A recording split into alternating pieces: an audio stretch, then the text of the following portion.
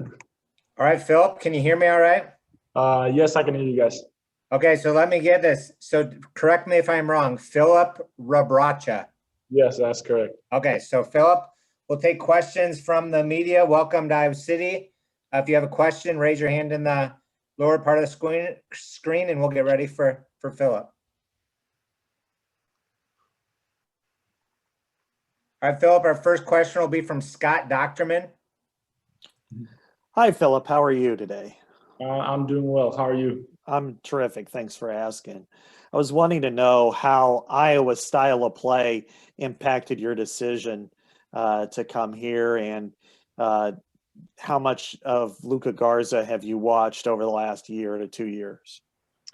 Starting off with the first part, I know that Iowa likes to play fast, and that's not really something we did at North Dakota.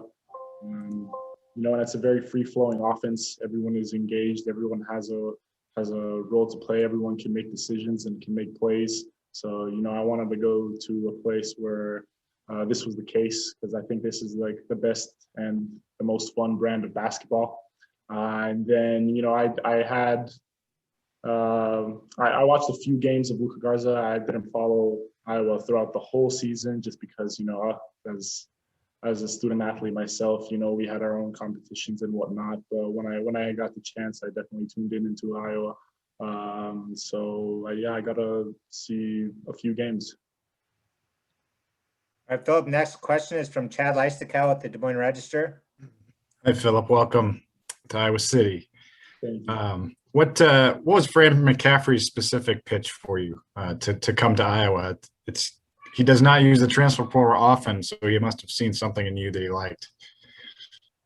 He just told me that my versatility will be used, and this is what I pride my game on, doing a little bit of everything. I can shoot a little, I can drive a little, I can be in the post, I can run, I can mid-range, face up.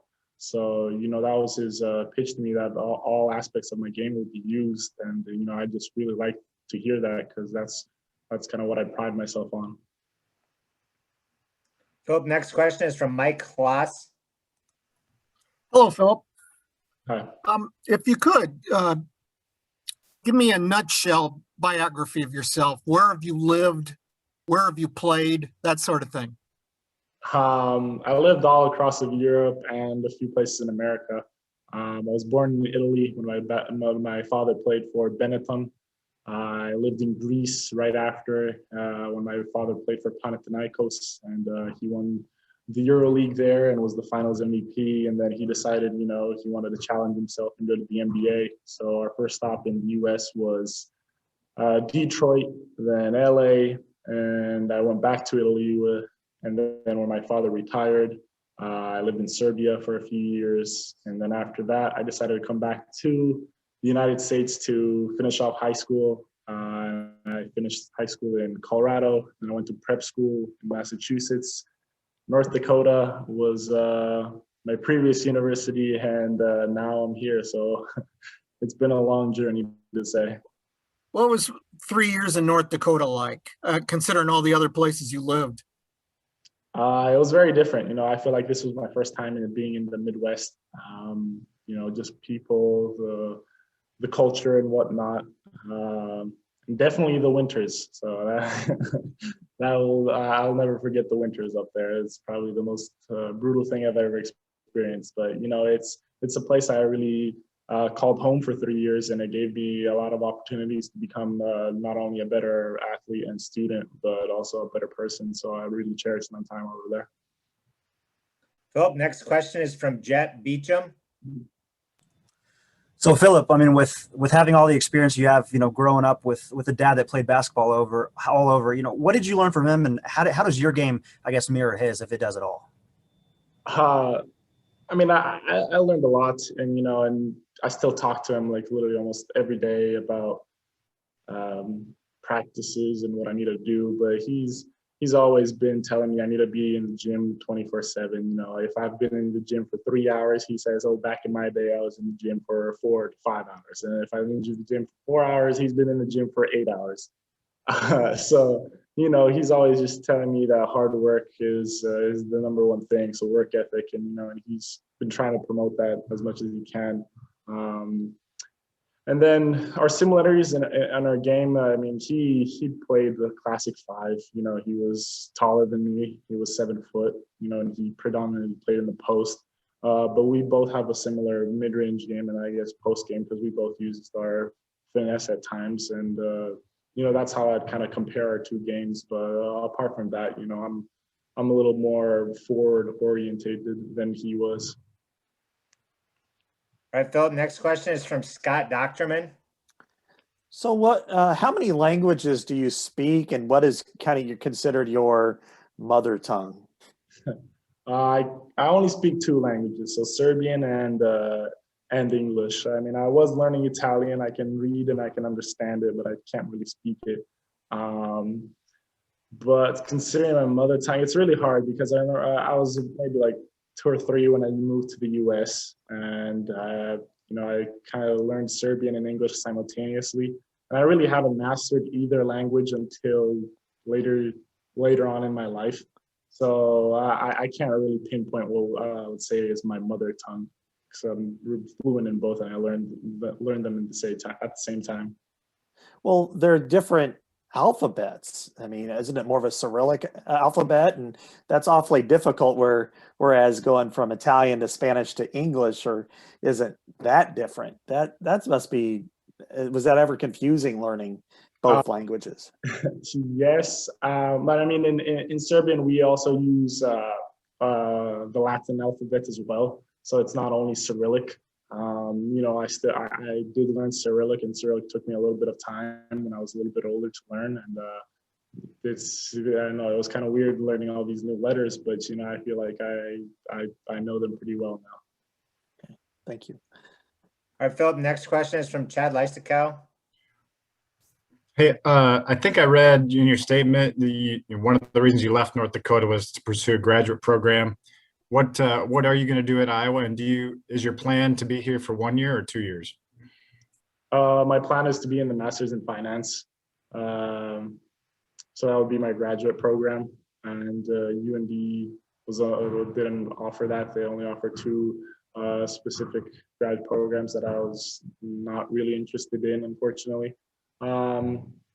And can you repeat the second part of your, if I'm going to be here for 1 or 2 years? The plan is to be here 2 years, because this is the 2-year degree, and I really want to. I mean, I don't want to leave things, unfinished. So my plan is for 2 years, but if I have an exceptional season and I have an opportunity to go play pro and earn a lot of money, I guess, it's always something you have to take into consideration. But I'm strongly leaning towards staying here 2 years.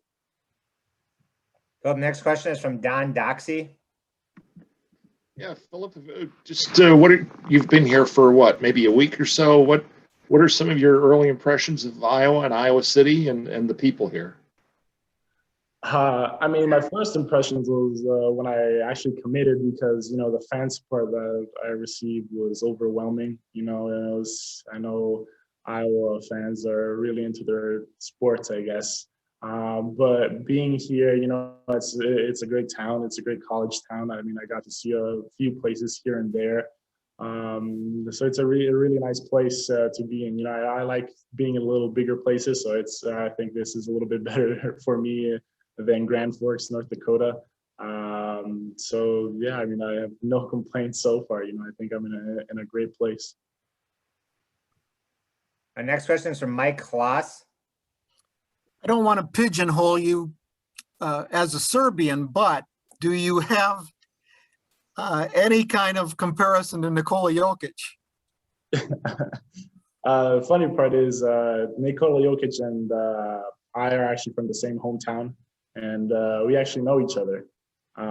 So when I go back to Serbia and when he's there during the summer, we sometimes see each other. I mean, I'm not saying we're best friends, but we always greet each other. We always talk about how we're doing and whatnot.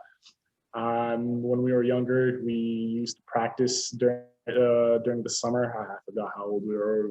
We were very young. But I don't know. He's a special player. He's a once in a generation type player, and I would say maybe some of my post moves might resemble his. So I would say that would be the main resemblance of my game to his. What can you tell people about him that you know? You know, I mean, just being on the same court with him, you must have some description of him or some idea of why he does the things he does or how he does them. Well, back then, I mean, we were young, so, you know, nothing really stood out. But, you know, off the court, I really think he's a humble guy. You know, when I see him out there, he's not very flashy person off the court. You know, he's very down to earth. And, you know, that's something that I don't know if a lot of people know about him, but maybe people from our hometown and maybe from Serbia know. But, you know, he's a really humble guy, you know, and we like to see that, I guess. And that's Sambor, is that correct? Sombor, yeah. Okay, I'm sorry for the pronunciation. Thank you. It's all good. All right, we have time for one or two more if anybody has it. Otherwise, we'll let Filip go on his way. Last call. All right, thank you, Filip, for your time today. And again, welcome to Iowa City and good luck with your summer workouts. Thank you. I appreciate it, guys. Have a good day.